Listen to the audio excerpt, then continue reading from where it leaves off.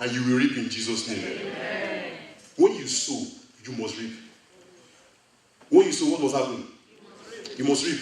So what is harvest? Harvest comes as a result of what you have sown. Harvest comes as a result of what you have sown. Jeremiah 32:27.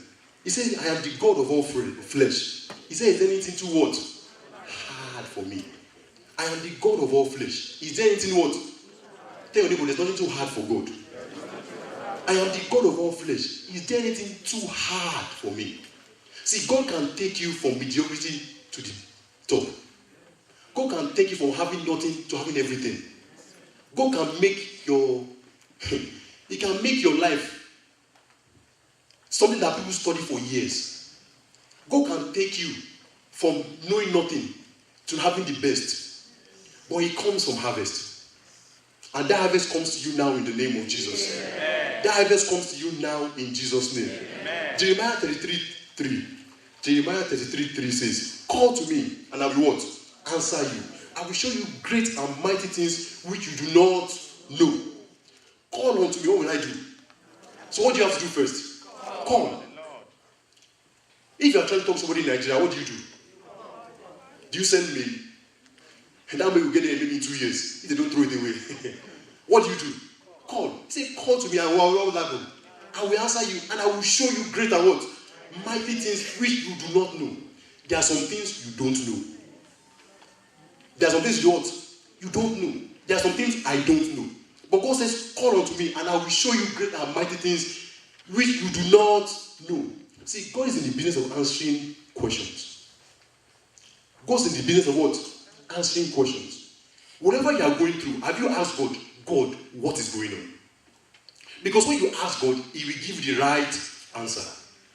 If you are going through pain, say, God, how can you fix this pain for me? And He will show you what to do. If you are going through lack, say, God, how do I get out of lack? What will He do? He will show it to you. I'll give an example. A couple of months ago, and August or so, I embarked on a fast. I was going to do 2 weeks fast. And trust me, fasting is not easy. How many of you know that? Some days, it's like you are seeing vision. The vision is food. So I was fasting. On the 5th day, light broke. And God said, Shion, I need to do this. Go and eat. I said, Daddy, no. There's still some, 8 days left. You know, sometimes some people, when God says go and eat, they say, Daddy, thank you very much. I said, God, no. He said, Shion, do this. That's it. And those instructions made me angry. Because those instructions were going to cost me something. But God answered my private cry. From where? From fasting. See, when you need answers to your question, you have to be desperate. The desperate is the only one that can take it. If you look at the book of Genesis, when Esau lost his birthright, what did he tell his father? He said, Father, please, is there anything left for me? Am I right? Anything. The father said that the yoke would be upon him to be broken. He said, is there anything left for what? For me. Esau got blessings. I mean, Esau was blessed. Because when they met and Jacob brought his gift, what did Esau tell him? He said, I don't want it. I am what? I am blessed. I am what? Blessed. So harvest comes as a result of what has been sown. If you have any questions, ask God. Some people ask me, you consult men. Sometimes God is the last person to consult. How many of you know that? You need money. You consult all the men in the world. When they said no, you don't say, okay, Daddy, I need money. And God has been waiting all along to what? Give you that money. See, in God lies the fullness of God. You know God never gets in trouble.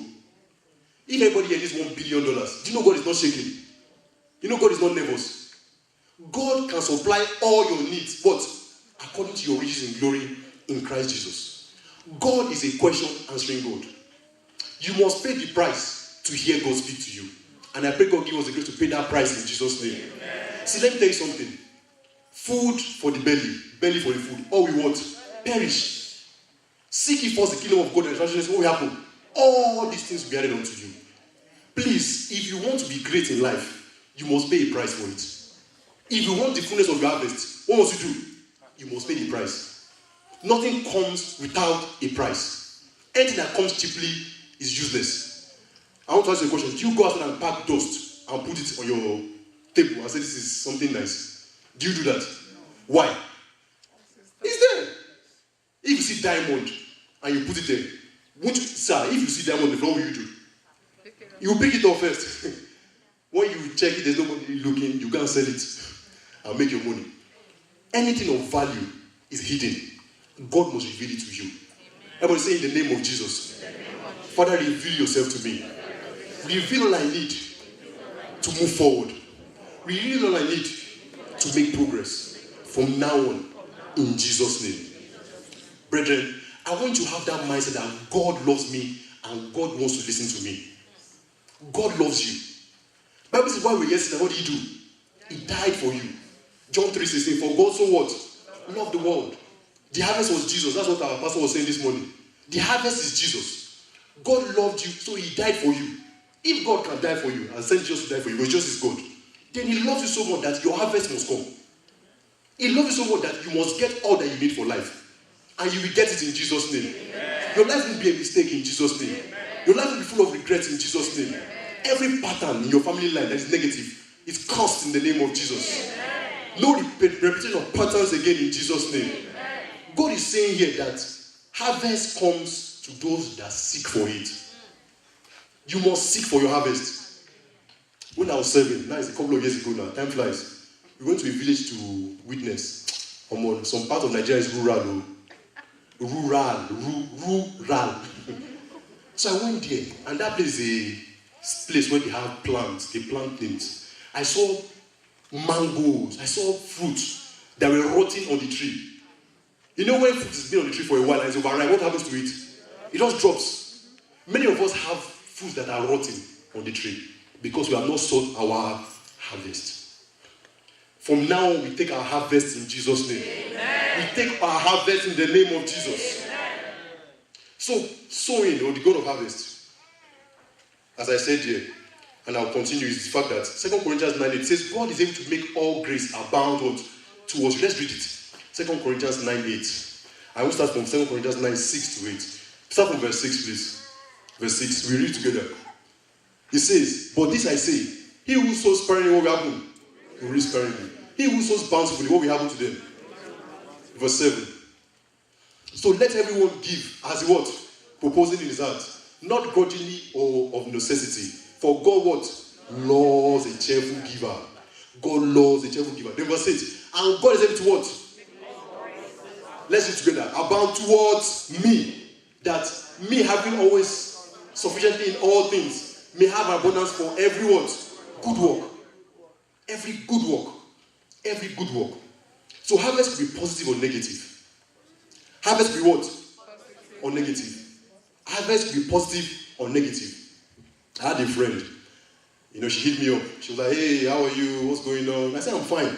So as we were chatting, she told me that she's getting married. I said, wow, that's good. Congratulations. I'm always very happy for everybody. I said, congratulations.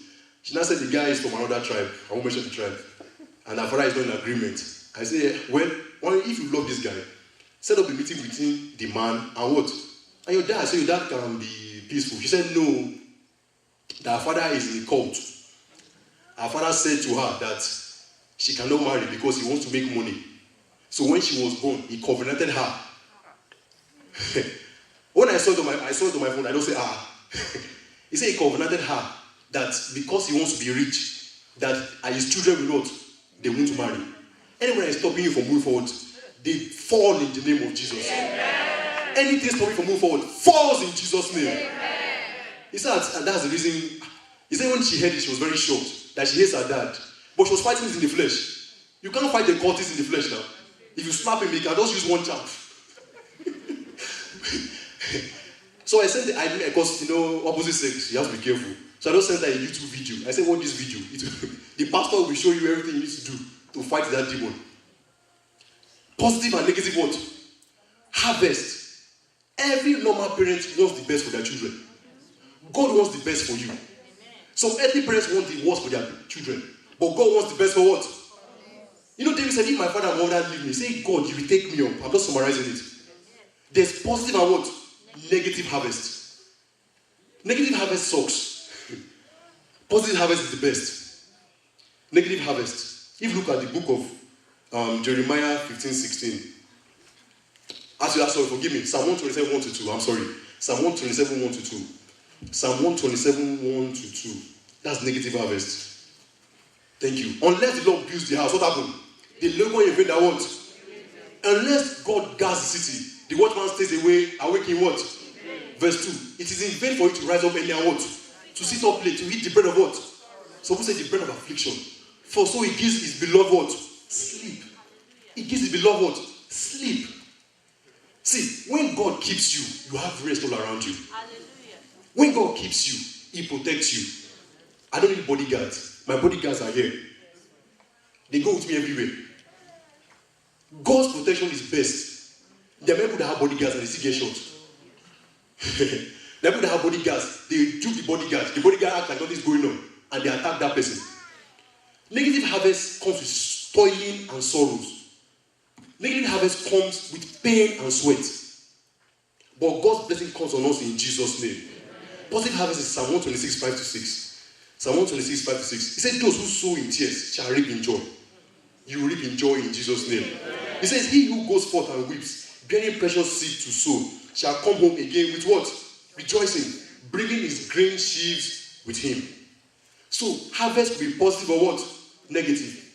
Who likes negative harvest here? Who wants positive harvest? Raise your hand. That will be your portion in Jesus' name. That will be your portion in Jesus' name. Now, when you talk about sowing, it's not only money. When we talk about sowing, we talk about money. Money is very good. You can sow your prayers. What can you sow? See, let me tell you something about prayer. Prayer is the most powerful weapon you can ever use. Money is the lowest. Praise is high. Prayer is high. Prayer is very potent. See, if you are defeated, it's because your prayer life is also defeated. Prayer is very potent. He said men always ought to pray and not what? Faint. Prayer is very important. Please make a vow that you will not eat food without praying. I used to do that before. When the food is inside my stomach, I say, Father, bless the food inside my stomach, bless the food in my mouth. It doesn't work that way. Prayer is very important. You can sow prayer. Please sow prayer. So what? Prayer. Many of us, we talk to our children. Instructions go a long way, but it doesn't go up to the way of prayer. You can tell your children everything in the world. You can talk to them from morning to evening. Prayer is the best weapon to talk to that child. Prayer is the best